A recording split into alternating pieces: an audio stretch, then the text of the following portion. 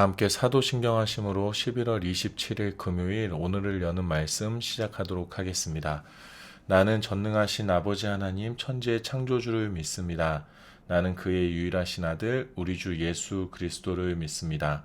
그는 성령으로 잉태되어 동정녀 마리아에게서 나시고 본디오 빌라도에게 고난을 받아 십자가에 못 박혀 죽으시고 장사된 지 사흘 만에 죽은 자 가운데서 다시 살아나셨으며 하늘에 오르시어 전능하신 아버지 하나님 우편에 앉아 계시다가 거기로부터 살아있는 자와 죽은 자를 심판하러 오십니다. 나는 성령을 믿으며 거룩한 공교회와 성도의 교제와 죄를 용서받는 것과 몸의 부활과 영생을 믿습니다. 아멘. 하나님께서 오늘 우리에게 주신 말씀은 에스겔 48장 30절에서 35절까지의 말씀입니다. 에스겔 48장 30절에서 35절까지의 말씀입니다.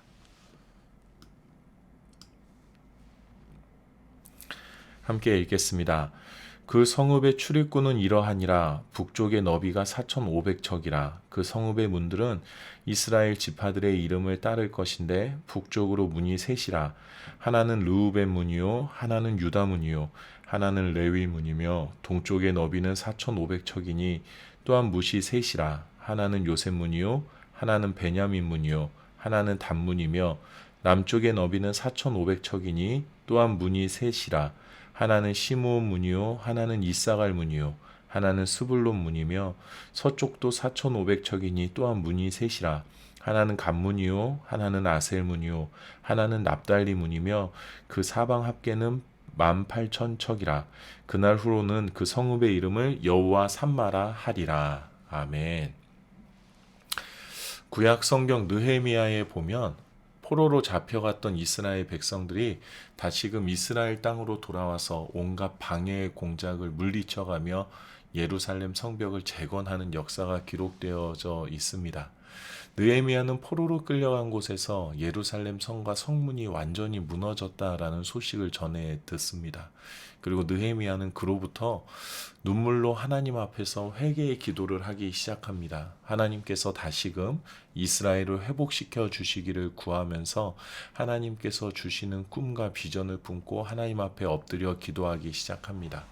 그리고 정말 기적적으로 느헤미야의 기도가 응답이 되고 이스라엘 성벽이 다시금 재건되게 됩니다. 그런데 우리가 이 대목에서 잘 알아야 할 것이 있습니다. 느헤미야의 기도 때문에 하나님께서 이스라엘 성을 다시금 재건하시고자 하는 계획을 세우신 것이 아니다라는 것입니다. 하나님께서는 우리가 본문에서 읽은 것처럼 이미 에스겔을 통해서 이스라엘 성전과 성벽을 재건할 계획을 세우고 계셨습니다. 느헤미야가 기도했을 때에 하나님께서 이 회복의 계획을 이루어가는 사람으로 느헤미야를 세우신 것이다라는 것을 우리가 알아야 합니다. 느헤미야가 앞서서 간 것이 아니라 하나님께서 이미 앞서 계셨고 하나님의 길을 따라 걷는 일을 하나님께서 사용하신 것이며 그의 삶을 통하여서 하나님께서 그곳 가운데 계신 것을 하나님께서 스스로 드러내셨습니다. 오늘 우리가 읽은 이 본문에는 하나님께서 세우신 예루살렘 성읍의 문들에 하나님께서 이름을 붙이시는 내용들이 기록되어져 있습니다. 그런데 그 성읍의 이름들이 바로 이스라엘 그 성읍의 문들의 이름이 바로 이스라엘 12지파의 이름으로 하나님께서 정하고 계심을 우리가 말씀을 통해서 보았습니다. 하나님께서는 이스라엘 12지파의 이름으로 성읍의 문을 정하신 후에 이렇게 말씀하십니다. 35절의 말씀입니다. 그 사방의 합계는 18,000척이라 그날 후로는 그 성읍의 이름을 여호와 삼마라 하리라. 예루살렘 성의 이름이 정해졌습니다. 하나님께서는 예루살렘 성의 이름을 여호와 삼마라는 이름으로 부르라라고 말씀하십니다. 12지파의 이름으로 성읍의 문들을 정한 것은 이스라엘의 모든 사람들의 삶 가운데에 그 출입문을 통하여서 드나드는 사람들이 하나님께서 그곳에 계시다라는 것, 이스라엘 백성들의 삶을 통해서 하나님께서 그곳에 계시다라는 것을 하나님께서 알게끔 하시겠다라는 것을 의미합니다. 여호와 삼마라는 단어의 뜻은 히브리어로 하나님께서 거기에 계시다라는 의미입니다. 하나님께서는 이스라엘의 모든 백성들 뿐만이 아니라 주변의 모든 나라들 그리고 세상의 모든 사람들이 완전히 무너졌다가 기적과 같이 다시 세워지는 이스라엘 성을 바라보며 하나님께서 거기에 계시구나. 하나님이 아니시면 하실 수 없는 것이 되어진 일로 보아서는 하나님께서 분명히 거기에 계신 것이 맞다라는 것을 깨닫기 원하셨습니다.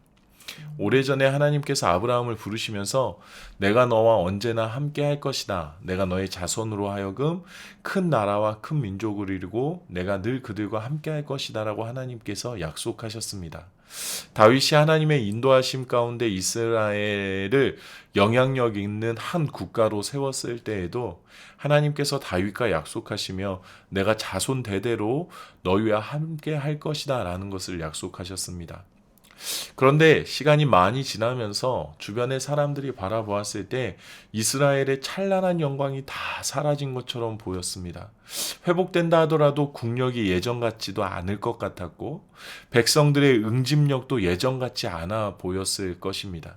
이스라엘이 다시 세워진다 하더라도 이미 한번 무너진 나라가 다시 일어서기에는 국력으로나 문화적으로나 사회 경제적으로나 힘이 붙이는 것이 사실이다라고 판단했습니다. 이스라엘의 주변에는 그들의 능력에 훨씬 앞서는 많은 나라들이 세워져 있었기 때문입니다. 순순히 한 나라가 다시 새롭게 세워진다고 무너진 나라를 다시금 회복한다고 좋아하고 기뻐해주고 축하해줄 리 전혀 없었습니다. 이스라엘은 자신들의 죄악으로 인해서 완전히 모든 것이 무너진 상황을 경험했습니다.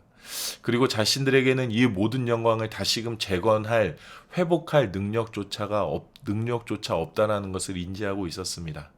하지만 하나님께서는 분명히 그가 약속하신 것을 이루어 가셨습니다. 당장은 무너진 것 같고 끝난 것 같지만 그것마저도 하나님께서 끝까지 하나님의 백성들을 붙드시고 고치시고 회복시키시고 다시금 세우실 것이다라고 하셨던 약속의 성취를 보여주는 과정이었습니다. 예전같이 규모가 크고 찬란한 영광이 없어 보인다 할지라도 이미 그곳에 하나님께서 함께 하시기 때문에 하나님께로부터 오는 능력들을 세상의 모든 사람들이 바라보게 될 것이다라는 하나님 중심의 약속이 이루어지는 것이었습니다. 그리고 하나님께서는 세상의 모든 사람들이 하나님의 약속의 성취를 바라보며 하나님께서 우리와 언제나 함께 하시는 분이시라는 것을 분명하게 깨닫도록 일하고 계셨습니다. 여호와 삼마, 여호와께서 거기에 계신다라는 것을 눈앞에 보여진 증거들을 통해서 모두가 고백할 수 있도록 하나님께서 일하셨습니다. 여호와 삼마, 하나님의 놀라운 영광을 바라보며 하나님께서 거기에 계신다라는 것을 우리도 고백하는 사람들입니다. 그런데 우리의 이 고백이 앞으로 더 확장되어져 나가야 할 것 같습니다. 여호와 삼마에서 이제는 임마누엘로 우리의 고백이 확장되어져 가야 할 것 같습니다. 임마누엘은 히브리어로 하나님께서 우리와 함께 계신다라는 뜻입니다. 이사야의 예언을 통해서 예수 그리스도의 이 땅에 태어나심으로 하나님께서 우리와 함께 하심을 실제적으로 누리며 살아가는 삶을 우리가 선물 받았습니다. 증거를 바라보며 하나님께서 거기에 계시구나, 그의 영광이 임하셨구나 라는 것을 약간은 삼자적인 태도에서 바라보는 이 믿음에서 이제는 임마누엘로 나와 함께 하시는 하나님, 나의 삶에 찾아오신 예수님, 그리고 나의 삶 가운데 드러나는 하나님의 영광과 동행하시는 성령님의 은혜들을 바라보며 고백할 수 있는 삶으로 우리의 믿음이 자라나야 합니다. 하나님을 인정하는 것에만 믿음의 고백이 멈추어 있어서는 안 됩니다. 믿음의 실제, 정말 나와 함께 하시는 하나님을 내가 경험하고 내 삶 속에 드러나는 하나님의 영광을 바라보고 고백하며 살아가는 삶을 우리가 살아가는 삶을 하나님께서 우리에게 원하고 계십니다. 예수님께서 우리에게 말씀해 주셨습니다. 믿음은 행함이 있어야 한다라고 분명히 말씀해 주셨습니다. 그렇지 하나님께서 거기에 계시지라고 인정하고 고백하는 곳에만 멈춰 있는 믿음이 아니라 내 삶 속에서 하나님께서 분명히 함께 하심을 실제적으로 누리며 삶의 매 순간순간마다 하나님의 인도하심을 발견하고자 애쓰고 그리고 그것을 감사함으로 고백하는 삶을 살아가는 삶이 바로 행함이 있는 믿음이라는 것을 우리가 깨닫게 되기를 원합니다. 하나님께서 분명히 우리에게 약속하셨습니다.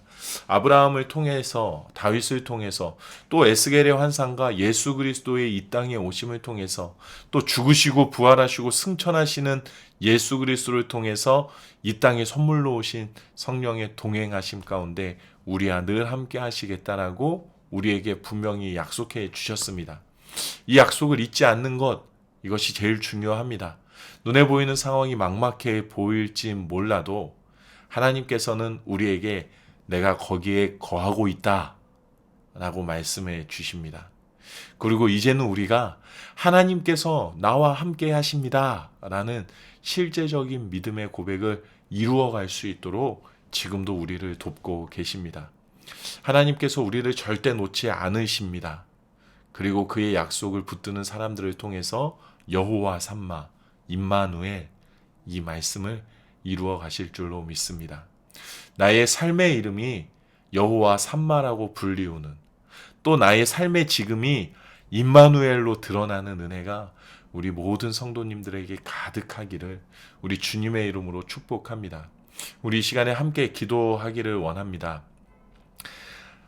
이 기도 제목으로 기도하면 좋겠습니다. 나의 삶에 함께 하시는 하나님을 잊지 않게 하시고 하나님께서 나와 함께 하신다라는 것을 내가 실제적으로 누리며 이것을 고백하는 이러한 행함이 있는 믿음으로 살아가게 해주십시오. 행함이 있는 믿음으로 자라나게 해주십시오라고 우리 함께 기도하면 좋겠습니다. 또 다음으로 기도할 내용은 다음이 보이지 않는 막막한 나의 삶, 또 교회의 내일, 또 이 나라와 이 세상, 이 세계에 보이지 않는 내일, 우리는 답답하고 불안하지만 하나님께서 분명히 살아계시고 우리와 함께 하시기 때문에 우리를 돌보시고 지키실 것입니다. 때문에 우리가 기도할 것은 이 막막함 가운데 보이지 않는 답답함 가운데 하나님께서 지키시고 돌보심이 속히 드러나게 하여 주시옵소서. 그래서 함께 하시는 하나님을 우리가 고백할 수 있도록 해주십시오. 내 삶 가운데, 우리 가정 가운데, 우리 교회 가운데, 내 일터 가운데, 이 나라와 세계와 이 모든 세상 가운데 하나님께서 함께 하심이 믿음의 사람들을 통하여서 고백되어지는 날이 속히 오게 하여 주시옵소서라고 우리가 함께 기도하면 좋겠습니다. 마지막으로 기도할 것은 이제 이번 주일부터 대림절이 시작됩니다. 대림절을 통해서 이 땅에 찾아오시는 예수님 가운데 참된 희망과 소망을 얻게 해주십시오라고 기도하면 좋겠습니다. 코로나가 갑자기 또 급격하게 확산되면서 우리의 예배가 또 비대면으로 전환되어지는 질지도 모르는 상황 가운데 우리가 지금 있습니다. 우리 교회와 교역자들을 위해서 함께 기도해 주시면 좋을 것 같은데요. 우리 교역자들이 하나님께서 주시는 지혜를 가지고 이 상황을 잘 판단할 수 있게 해주시고, 또 그래서 이 교회를 잘 이끌어 나갈 수 있도록 기도해 주시고, 또한 우리 성도님들 우리의 예배를 위해서 비록 비대면으로 전환된다 할지라도 대림절의 의미들 우리가 잊지 않고 하나님 앞에 예배 드릴 수 있도록, 성도들의 신앙이 퇴색되어지지 않고 더 본질에 집중하며 하나님과 더 가까워지고 하나님께 더 깊이 나아가는 그러한 대림절을 보낼 수 있도록, 주변의 상황과 환경과 무관하게 우리가 하나님과의 관계가 더욱더 친밀해지는 시간을 보낼 수 있도록 위해서 함께 기도해 주시면 감사하겠습니다. 이 세 가지 기도 제목을 놓고 기도하신 후에 주기도문으로 마치도록 하겠습니다. 함께 기도하시겠습니다.